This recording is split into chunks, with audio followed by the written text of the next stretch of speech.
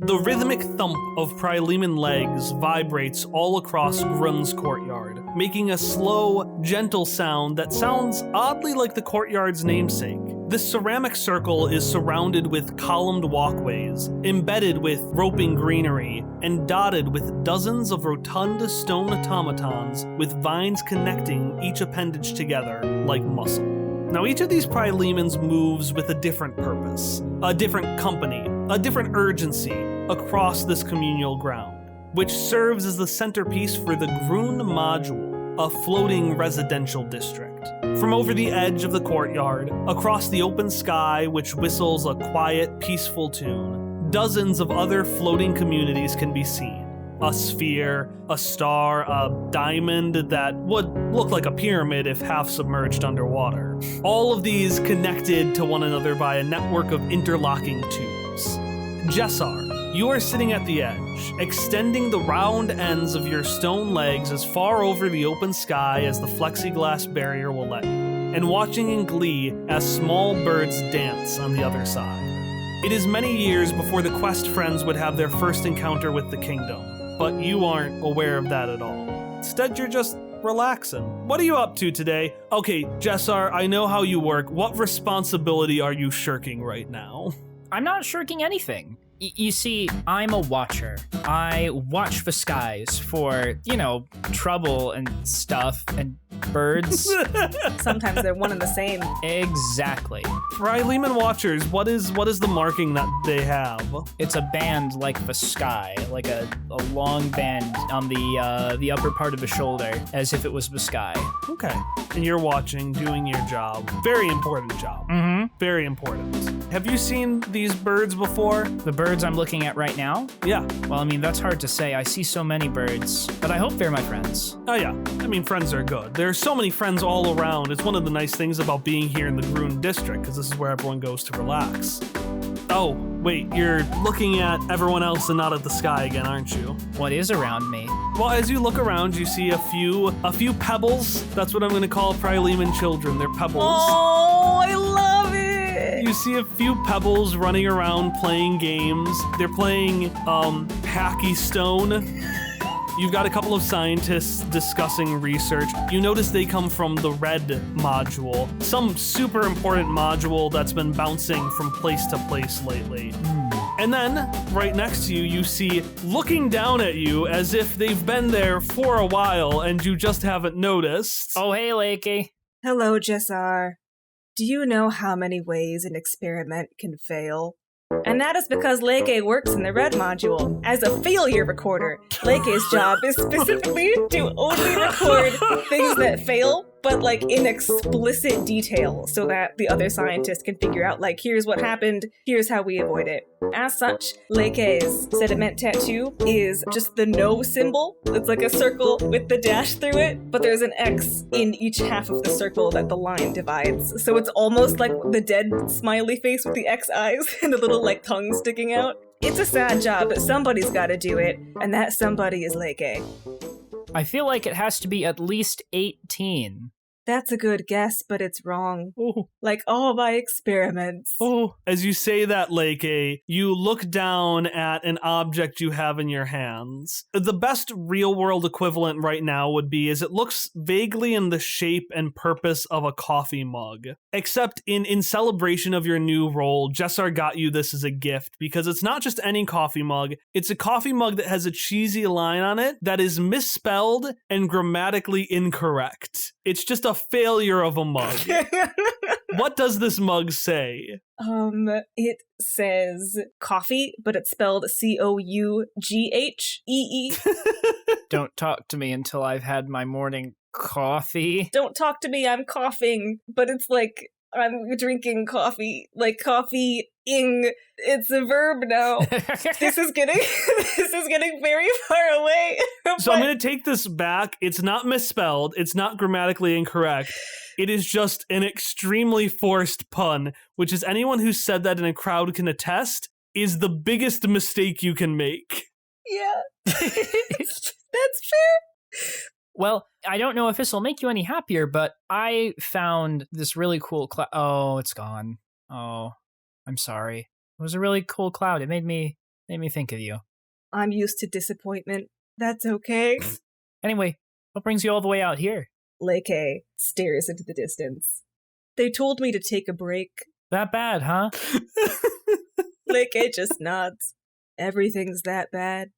Well then, I'm gonna help. Let's take a break. We're gonna take a break that way. And Jessar gets up and just sort of like puts an arm around Leke's shoulder and just points. Let's start here. That's as good a starting point as any. Adventure and relaxation awaits us. So you make your way further into the Groon module. It looks like a cork in a wine if you stuck like one of those curly wine things in it. A wine bottle opener? Yeah, wine bottle opener. So basically what it is it is a circle on top and then is kind of a spiral leading down, like a parking lot ramp. Yeah. And like there are little bubbles off of the spiral. They're like courtyards, spherical courtyards. And in one of them, you see a couple of, Hallie, give me an age range. 17 to 24. Okay, you see a couple of college-aged kids playing some sort of game in one of the courtyards. Oh, you'll love this. So the game is called Stop. There's a knife in my hand. Now, I should probably start by saying there are no actual knives in hands. Instead, you take this, like, it's basically like a stick, and you try and fling it through this hoop we stick in the ground, and someone tries to block it. The rules can get a little bit more complicated when there are a lot of players, because the teams get picked in a very interesting sort of, you know what, you like math stuff, right? I never quite understood the rules for team picking, but I'm sure one of those kids will be able to show you. Come on. Okay. Leke is uncertain, but does not want to diminish Jessar's enthusiasm. So, Leke, you follow Jessar. How do you do, fellow youths? Jessar says while waving an arm in the air. You follow Jessar into this courtyard, and then stop! There's a knife in my hand. But there isn't. No, be cool, Leke, play along. The first rule of improv, no. Part of the game. Nah, pal, they're cool. And you see this robot who has these markings. That's basically, it's all black around their arms and around the side of their body, and then two little points stick out next to their face. What I'm saying is that their markings look like a leather jacket with a pop collar because they're the greaser role. Because every society needs at least a few delinquents. And like, this is their job. Like, they got a tattoo for it. They were like, you get to be the delinquents who play I've got a knife in my hand. What's your name, friend? I'm Tobias. Was he talking to me or to you? I think he's talking to you. Oh, my name's Jessar Rosen. Super cool. What about you, Mugbot? Leke is confused by the moniker and furrows their eyebrows a little bit, holds up their mug, looks into it, and then lowers it. I don't really know. That's all right. Don't need a name to play some stop. There's a knife in my hand. Come around, everyone. It's time to pick teams. I'm going to start, and I'll pick Mugbot. That's me. It is you. So I need each of you to roll, and don't tell me the answer. Just, if it is over 10, you will be on the winning team. If it is below 10, you will be on the losing team. And what I want to do is I want to announce this. So a game breaks out of stop. There's a knife in my hand. The game starts. Tobias throws the stick. He passes it on over the Lakey. Lakey, confused. They catch it, but they're kind of used to just like going with it and figuring out what to do in situations with very short notice because things explode around them a lot. So Lakey's got the stick, and they were explained the rules beforehand, and they're really, really good at remembering rules. So they remember that when you pass a stick, you can hold on to it for no longer than 8.4 seconds. But if you manage to hold on to it for exactly 8.4 seconds, you get an extra 10 points to your team. So Lakey does this and then throws it to the nearest teammate. And Cassandra takes it, but is body checked by Beatrix, who runs long and slides it on over to you, Jessar. Jessar is going to make quite the steal here, and Jessar has always been quite good at nailing the shot into the hoop. Jessar does like a slide on her knees underneath like a tackle from another machine and then just flings it like a javelin through the hoop. Super cool! 8 points! And so the game goes on long into the day, into the afternoon. The sun is setting as the final stick falls into the hoop, and with a final score of 1,320.2, Team Blackstreet Barbers wins. All right, tell me your roles. Who is on Team Blackstreet Barbers? I was. Lakey was. We were on the same team. Plot twist. Wow, Lakey, you did so well. Oh, thanks. It felt good to succeed. You were great out there, Jessar. Aw, shucks, thanks. And Jessar's gonna do like the anime back of head awkward rub. And so greasers gotta grease. Don't know what that means, but they gotta do it. So everyone heads out. The sun is starting to set. It's getting to be a nice orange. And as it sets, you just start walking around and you start talking a little bit about what you've really been up to lately. Lakey, do you think we're going to be okay? Lakey furrows their brows a little bit. My opinion is biased by the very nature of my work. I only see the ways in which things fail. I mean, I try to live my life being happy and all, but sometimes I just get a little bit afraid, wondering when that thing is going to come back, if any of our plans will work out. I don't even know what we're really building to fix it, but I hope it'll make everything better. I'm sorry if I made things kind of weird now. It's scary to watch the skies for that thing coming back when I know if I see it, it'll probably mean that's the end. That's the last time we ever get to take breaks or go on adventures or play knife in the hand. I'm sorry. This was supposed to be a relaxing day for you. It was. I had never played Stop, There's a Knife in My Hand before, and I had fun. And I am glad that I got to take a break, but I'm glad to go back now so that people can still keep playing Stop, There's a Knife in My Hand. I am not optimistic because of my nature, but there is a weapon. Oh? And I know at least 747 ways that it doesn't work, which means there's a chance we found the one that does. I guess that'll have to be good enough.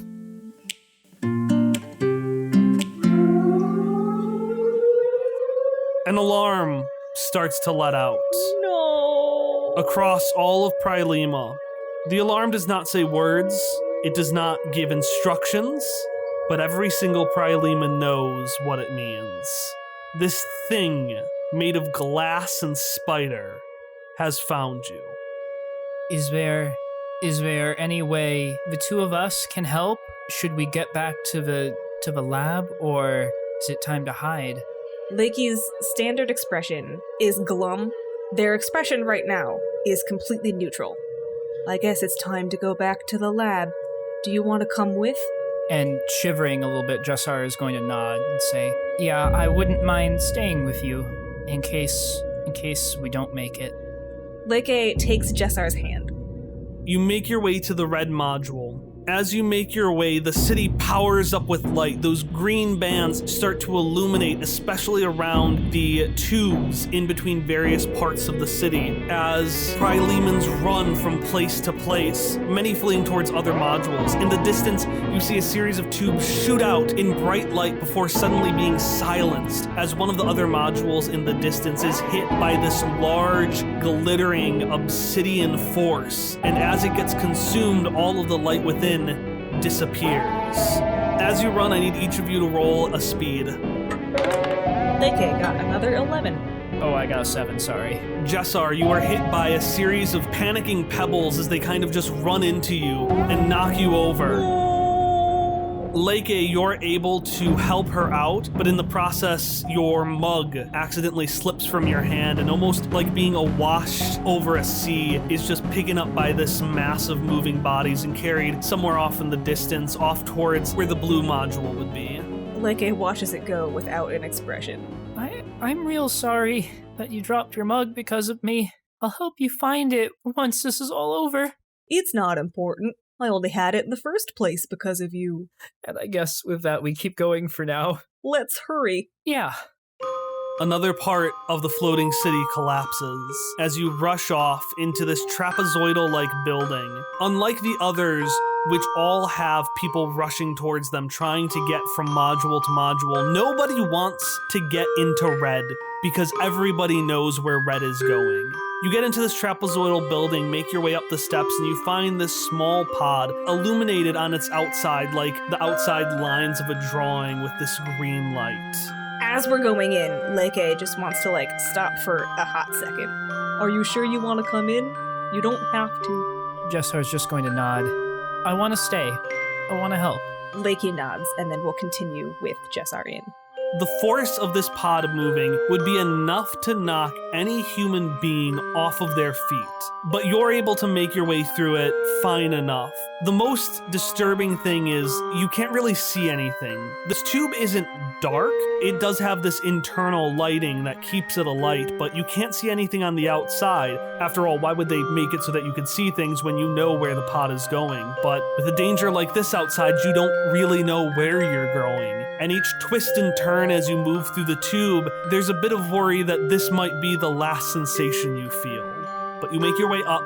You make your way into a trapezoidal building into the next module, the Red module.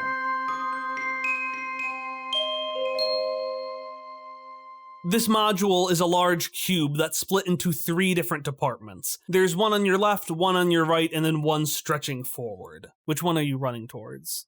Can I suggest? Yes, please. Let's call it the connectivity department. They work on interfacing all kinds of different things with other things. You follow this line of glittering powder that leads you in the way, not only in its form, but in its words. And you choose out of the 3 places to go to the connectivity department, because that's where that 1 in 700-something odds item lives. As you make your way, Red is surprisingly normal.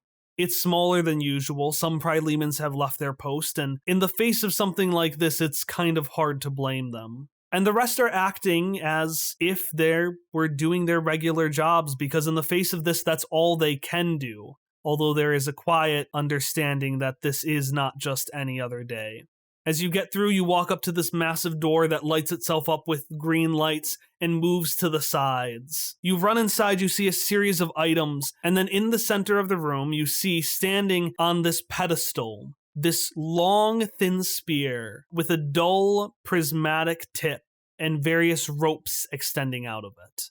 So, is this that 1 in 700? Leke nods, and as they go to pick it up, they'll move one of the ropes a little bit, just tweak it a little bit, and then say, there was a similar thing that didn't work in that configuration. I haven't tested this one yet. Well, guess no time like the present. From the outside, you start to hear scraping, and you hear as more pieces of the city start to fall, because you can't hear that. You can't hear Prylema anymore. You can just hear the glass, and as the glass gets closer, you can hear the skittering of some small, many-legged thing as well. Jessar is gonna take Leike's hand for a bit, squeeze it, and say, so, where do we have to be to use the thing? Leke will point to an elevator, as close to it as we can get. She'll nod and head for the elevator. You step into this elevator. A line of green surrounds each of your feet. Most elevators lead somewhere, but this leads nowhere, and that's by design.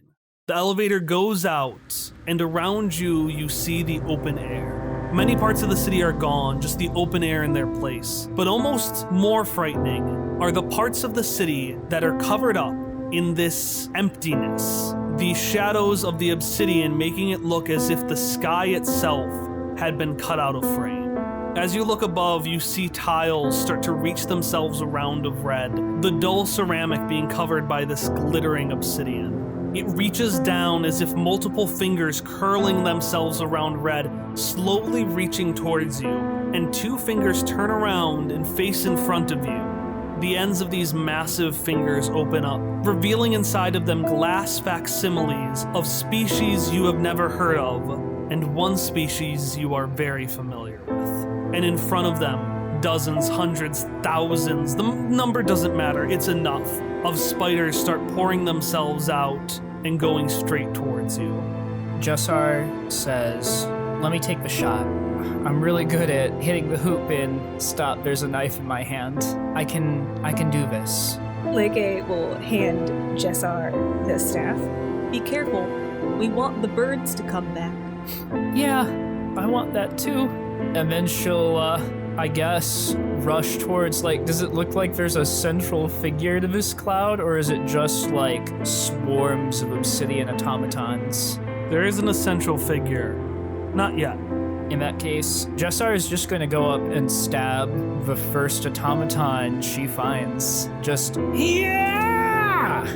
The black tiles, for a second, are replaced with every color across the spectrum, as the tip of Red's blessing erupts in prismatic light. The ropes around its end suddenly jump to life and start moving around as if a living being on their own right. They reach around you, Jessar, and they reach around you, Leke, wrapping themselves around your bodies and integrating themselves with the vines that go between your appendages. And the light gets brighter and more multicolored until all you can see are these different colors, and you feel these different sensations, every color, every taste, every sound that you have ever remembered, and hundreds of thousands of others that you don't.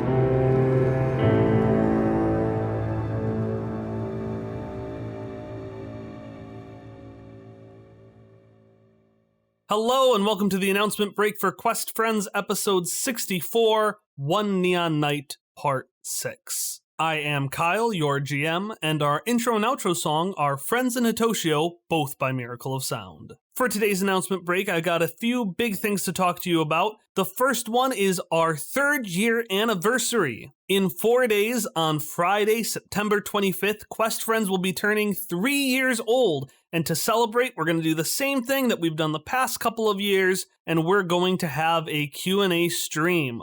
During the stream, which will be happening at 7:30 p.m. Central Time, we'll be providing answers to any and all questions you want to ask, interacting with the chat a bit, and then probably doing a debrief game. We're actually going to test out Among Us to see if that is something that we, the 5 of us, can do together, because Emily's computer normally doesn't let her play games, so we're testing things out. So if you'd like to join us for celebrating 3 years of Quest Friends, you can follow us at twitch.tv/questfriends, or just follow that link on Friday, September 25th at 7:30 p.m. Central Time. And if you'd like to submit a question for that, any question you want, our thoughts on characters, behind the scenes information, what our future plans are, you can find a link to our questionnaire below. I will be compiling questions through Thursday night, so please feel free to add whatever you want to ask. Additionally, I wanted to do a big shout out to Tom and Hallie for this session, something that I didn't keep in the edited version of the episode, but I think it's important for you to know. Leke and Jessar were presented to Tom and Hallie literally after the session began. The session began, I did my introductory monologue, and then I said, okay, who wants to play Jessar? And I was able to do that by providing them brief descriptions provided by 2 of our audience members. So a while back, we asked our audience for prompts, things like their last text, a line from a book they read, their most valuable object. And you will see those manifest over the course of this and next episode. But we also asked people to kind of play around, give a sentence of a character, and then send that to somebody else and have them add on to that sentence. And 2 audience members created paragraphs that would be the characters of Leke and Jessar. And those 2 audience members are Ding Bing Bats, or Ding Bing Bats on Tumblr, and B, or at Ilgakasa on Twitter. So thank you so much for providing the prompts for those 2 characters. As you can tell, the 3 of us really fell in love with them. I'm also mentioning B because B will appear in just a few minutes as a member of our name pool. What that means is that I used B's name and I ascribed it to a person, place, or thing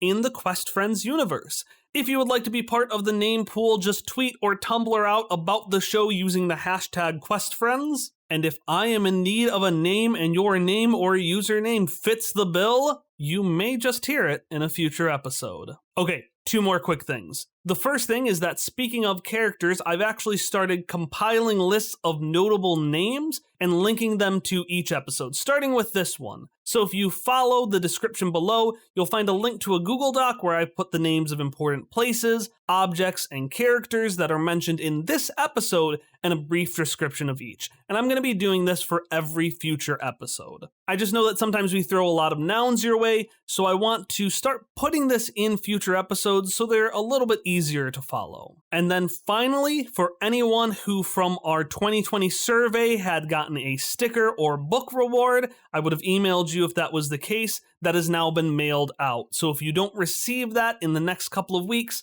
let me know. All right, that's all I've got for you today. Our next episode will be releasing on Monday, October 5th. But if you'd like additional content before then, you can find stories, artwork, and behind-the-scenes insights at patreon.com/questfriends. I'll see you there.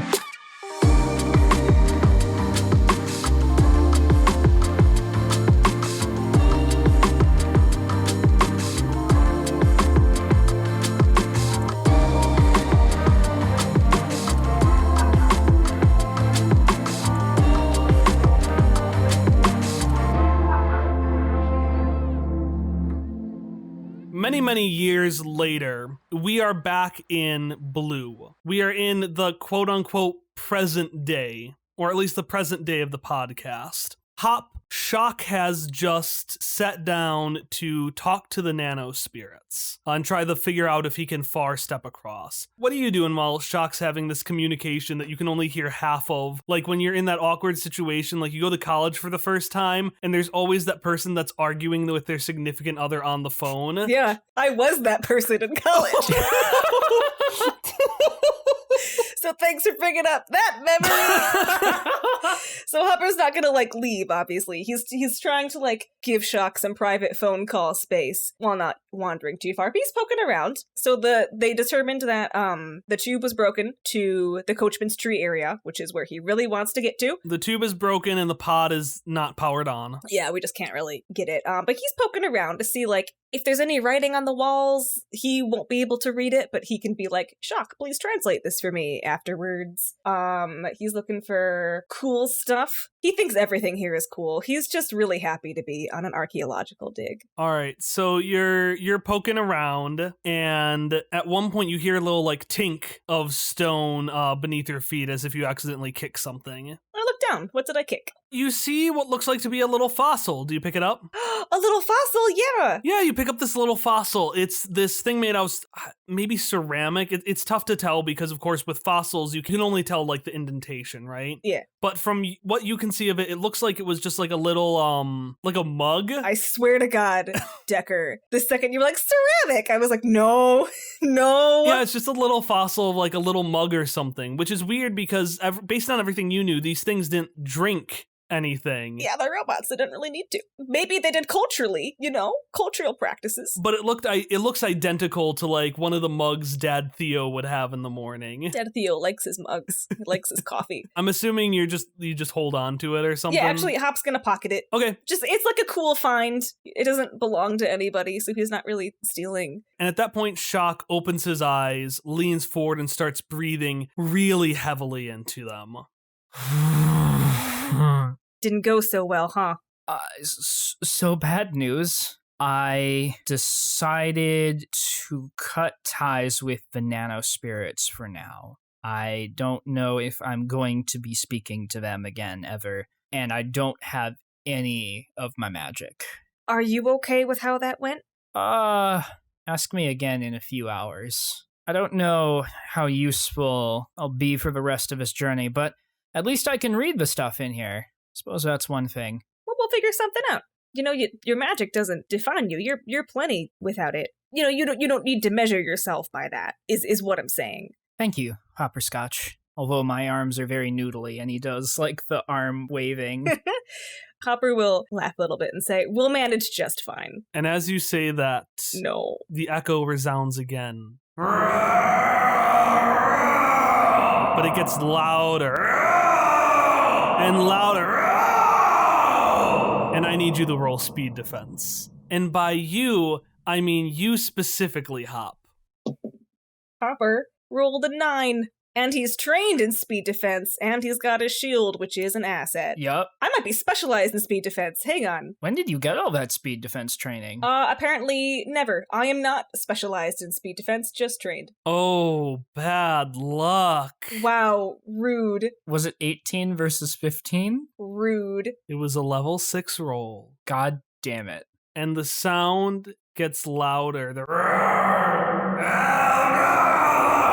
And eventually you hear it start to make words as just like a bullet of wind, you just hear, "Wait, the models!" And Hop, you are thrust to the ground by this large force, and you hit the ground for 6 points of damage. Ow. What the fuck? Above you, you see this oily, white, giant beard, and this man with like these extremely angry eyes. He's got this glowing vine around him, and this man looks at you and he keeps going, "I'm gonna fucking kill you!" And he raises this pickaxe with blood on it as if he's about to strike it down on top of you. Hopper will go. Yeah, Xoc is gonna raise the strong glass staff to knock that pickaxe away. All right, Xoc, give me a roll. Let's spend a level of might effort. I can't fucking believe this is happening. Of everything else tonight, this is happening now. Out of curiosity, how much would a 3 get me if I had spent a single level of effort? No! You go to swing at this man, and he just grabs your staff with his bloody pickaxe and throws it to the ground, both the pickaxe and the strong glass staff. So hey, you did well. Except suddenly from behind his back, he pulls out a bloodied shovel and he swings at your face, and I need you to roll speed defense. Jesus fucking Christ. Are you trying to protect against my muscles too? I'm gonna kill you too! Jesus fucking Christ. Whew, whew. 17? Xoc? Fuck Take you if 6 you say points that's of level might 6. damage. Fuck you. Fuck you. So you just bonk. Xoc is hitting the side of the head. Xoc is impaired. This man turns back to you and he starts like reaching around in your, do you have a bag, Hop? Oh, Hopper's trying to get the backpack off. He's gonna give this man what he wants. He reaches in, grabs the fossil, looks at it, looks at you, leans in super close and says, "Now don't you come back after another one of my fossils, you understand?" I didn't know they were your fossils. I didn't know anybody was here. You know, I just thought it was, I didn't mean to take anything from anyone. I didn't think that it was stealing. I'm really, really sorry. And while he's saying this, he's like trying to get over to Xoc because Xoc was just beamed with a shovel. Xoc is just lying there on the floor, dazed. Yeah, he's like trying to make sure Xoc is okay. So like to Xoc, he'd be like, hey, are you okay? And then back to this angry stranger and go, again, I am so, you can take any fossils that are in that bag. I'm essentially these fossils. Truly, so I need my fossils. You're not going to get any of my fossils. You're going to get my fossils. Are you a collector? I collect all sorts of fossils. Well, so like an avid collector. That's really cool. That's a cool interest to have. And again, you are welcome to the fossils that are in my bag. Xoc slowly sitting up. Who are you? And as he's reaching in and just looking around, he just turns around and grunts, "Ragain. I'm sorry, what? Ragain. Is that how you pronounce it?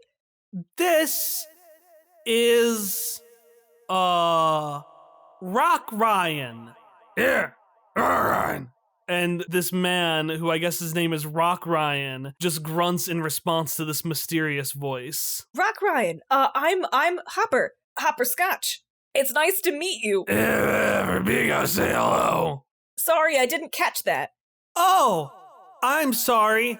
He told me to say hello, but I could not remember the words. And suddenly, one of the vines on his shoulder just extends out. It looks like one of the vines that had been alive around from last time, and extends out and it raises towards you like a perched snake. And this beam of green light, the same green light you had seen around, moves its way up and along the vine and perches on the head, almost as if it forms two eyes. And they, because this character uses they, them pronouns, they look down at you and say, "My name is B. It is nice to meet you, Hopper." It is nice to meet you too, B. And Rock Ryan, last name not identified. Hey, Russell. Rock Ryan, last name still not identified. I am Cubo, and this is Hopper Scotch and Xoc. Oh, well, it is great to meet both of you. Is the vine still extended? Yeah, the vine is extended. If you reach out your hand, they will like shake. That's exactly what Hop was planning to do. All right, B, the light moves back a little bit, causing the vine to just slump into your hand where you can shake it. It's one of those like loose handshakes. Yeah. We have not seen many collectors since the last ones. And you can't help but eye the blood on the pickaxe and the shovel as B says that. It sounds like this area is spoken for. The area and all areas are spoken for. Every fossil is mine. Well, luckily, we are not actually interested in fossils ourselves. We were just trying to get over to the other side of the ruins and look for evidence. Definitely not the fossil-y kind of evidence. Any evidence that isn't fossils. I thought you two look like posers anyway. Fucking wow. The dunk. Yeah, go on over there and get yourself killed. Not like I care. Is that an invitation to get my bag back? Yeah, he's throwing the bag to the side. Okay, because I want it back. Hop will grab the bag and then be. So, Rock Ryan and B, how long have you been here? Let me interpret. Let me interpret that. Rock Ryan does not know how long he's been here. I have always? Yeah, I found this thing on a piece of like vine or whatever, and MacLeod helped me get around the facilities. I thought it was pretty helpful or whatever. From what we have seen, from what Hopper and Xoc have seen, is it clear that B is a Praelemon robot? B is not a Praelemon robot. B is literally a vine wrapped around his neck. Oh, I'm sorry. I thought B had vines on them. No, B is a vine wrapped around Rock Ryan Shank's fossil. I gotcha. Very similar to Misha's scarf, except B, there seems to be this symbiosis between the vine and this glowing light inside of it. Okay. So, living here isn't a problem? Like, you can get around and open doors and that kind of thing? Yes, it is no problem at all. Unless, of course, we run into the preserve. The preserve ain't a big deal. What is that? Well, what is word? Ghost. Oh, that is the word. It's a ghost. A ghost. A ghost? Ghosts, or incorporeal enemies, tend to be remnants of long-lost bad memories that stick around the place in which they were incurred. Being incorporeal, ghosts cannot be harmed unless they are attacked by things such as esoteries or azure steel. Luckily, Xoc has... Oh. I do not. But LEB has... But she is not here. Oh. Ghosts cannot be fought and should be run away from. That is, not wrong. Correct. That is correct. The preserve is a ghost, and it is also an avid collector. Oh, so I assume that you have crossed paths then. I mean, you just said that it was the only trouble you had navigating around, right? What does the preserve, what does it guard? Where does it hang out? The end of the vine starts tapping partway of the middle as if like someone pointing to their head. Think. And B says, the preserve, it is not encounter.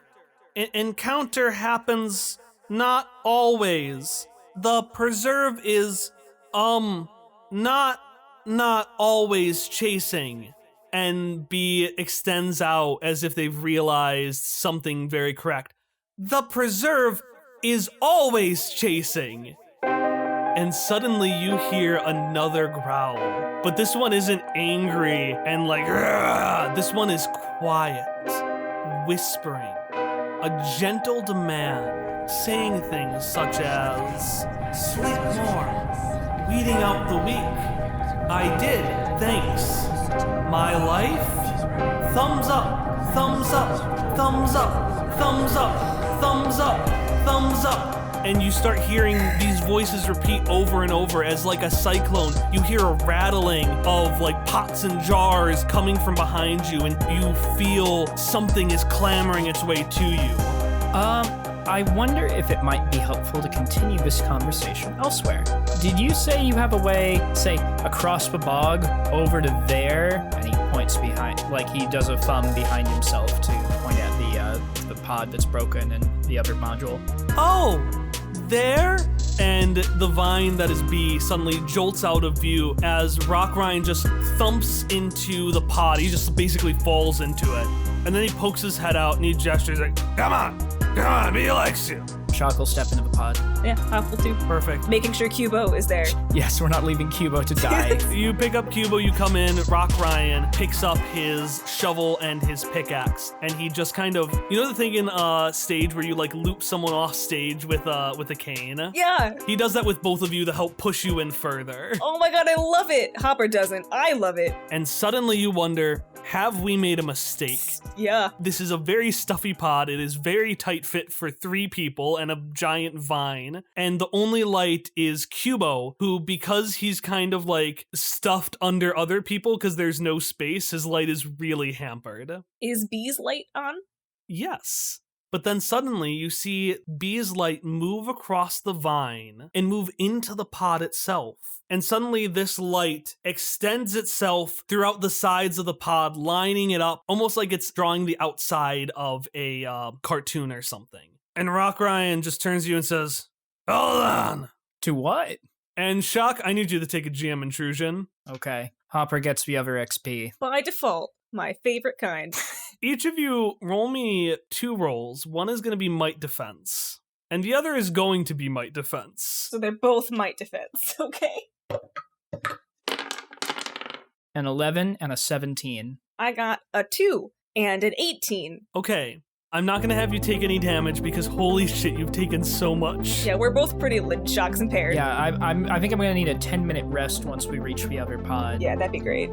Both of you are just thrown to the back of the pod as it just rockets forward. It feels as if a rocket had launched. You know the kind of G-force you get with that. But in a second, you just hear Rock Ryan, who has taken his pickaxe and embedded it in the wall of the pod to hold on to, is just laughing at you as you've fallen back. I'm gonna forget the noobs. Fuck you too, Rock Ryan. You just feel a lot of things. In the flashback, it was a very deliberate back and forth, you know? As Jessar and Lakey were being thrown around, they were being thrown around as if they were moving from place to place deliberately.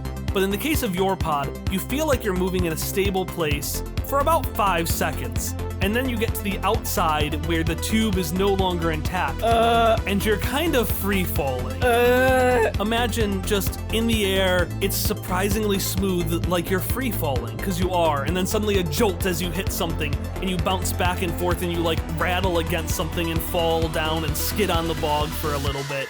Do you say or do anything as you successfully manage to hold your composure? Actually, how do you keep yourself from falling back again? Because that'll be your second might roll, is you're able to actually hold yourselves in place a little bit. The Xoc uses the strong glass staff, basically just like wedges it in a narrow spot between the walls and clings onto that.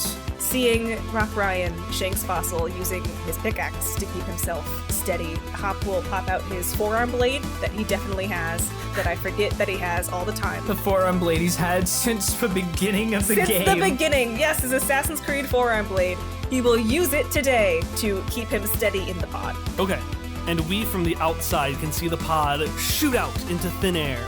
It hangs time for a little bit before falling further and further down, but the very deliberate network of tubes connecting the modules of Prilema are now more of a tangled knot when they all crashed on top of each other. So you fly out, and then the pod falls down into this network and actually slides in between 2 tubes, going down that pathway a little bit it jolts back and forth. It actually hits the side of some of where you wanted to go, some of that coachman's tree area. It just slides by for a second. We see a bit of, from the inside of what looks to be a mysterious lab with mysterious equipment, we just see, as the pod slides by, and it eventually gets back into a bit of tubing. But what's more interesting is behind it, we see a series of fossils. These fossils are moving about, but they're not just a coffee mug. You see a small stuffed animal. It's like a teddy bear, but it would have been made out of stone. You see notebooks that used to be filled with glittering powder. This weird, cheap-looking instrument that long ago would have had these adhesives on it, these like tacky stickers, the equivalent of. All this equipment you see moving in a torrent of like anger and malevolence, reaching out, forming the shape of what it needs to do, hands when it crawls, eyes when it needs to see. And as the pod flies out into the air, it reaches out in an attempt to grab it and misses. And as it misses and it reaches further and further, it chases after, but when you get into the tube, it hits it, and some of the pieces fly to the side. And instead of pursuing you, the rest of the preserve sweeps back and grabs those fossils, returning it to its mass. Meanwhile, the pod slowly stops. The side door opens, and the green light returns to the vine. So Xoc is gonna stagger out of the pod and just say, that's handy. Handy? Human slang I picked up. It's very useful that you can use the technology of this place. And at the same time, B and Cubo go, "Oh, that is very useful to know. I will be sure to remember this. Although that is a rather peculiar ability. How did you acquire it?" I have always had it. Are you Stratic Life B? Stratic. Oh, you don't deal with any of that now nonsense over here. Fuck Nana, they're complete nonsense. Agreed. Do you have any memories before you were a vine?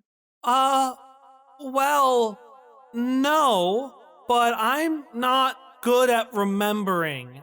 I don't remember, like, the preserve. Mm-hmm. That's okay. I have a good friend who had forgotten a lot of things as well. And it's a little overrated. And also categorization, unimportant. Total bunk. I agree, Hopper says, finally emerging from the pod. He needed to take a second to collect himself, so when he does, he pops up and his hat is, like, sideways, and he fixes it. And as you get up, Hopper, suddenly with a swish, you, like, are stopped in your tracks. It's almost like a sword being put, like, an inch away from your face. The shovel is put at your face, and Rockrind stares at you and says, "What are you doing here?" Well, we're here to find two things. We are here to find some evidence to help out a friend, and we are also here to find something called Red's Blessing. Have you ever heard of it? That sounds like a fossil to me. I don't think it's a fossil. It's definitely not been fossilized. Can confirm. It's a spear. It's got like these cables and ropes and stuff coming off of it. Oh! The no room. That is in the no room. Please tell me it's named for some other reason than it's a room we shouldn't go in. That is exactly why it's called the no room. You're very perceptive. What exactly are the dangers in the no room? And Hopper's like trying to like move the sword away from his face and get further out of the pod. Oh. That's where the preserve lives. But I can't get in there. There's no way you can get in there. Well, we've been known to have some very resourceful ways. Maybe if we work together, we've never all been together before. You know, maybe through a team effort, we can get in. That's true. I just like to get yourself killed. That's what everyone has done before. And suddenly B will pipe up. Everyone, Rock Ryan. We've only seen one individuals go in there. Everett. But as a group, and Rock Ryan goes, and he thinks about it, and he strokes his beard, and just bits of the oily like dirt gets on his hands as he does it. You're gonna let me have all the other fossils, right? Any fossils we find belong to you. Mm-hmm. And he extends his hand out towards you. Xoc will shake that hand. Hop is a gentleman who'll also shake that hand. All right, so Rockbrine extends his hand, Xoc takes it, Hop takes it as well, kind of puts his hand on top, and then you see this glowing vine thump their hand on top as well. Cubo is also here. And the vine just says, "It is agreed. We will team up and we will not die."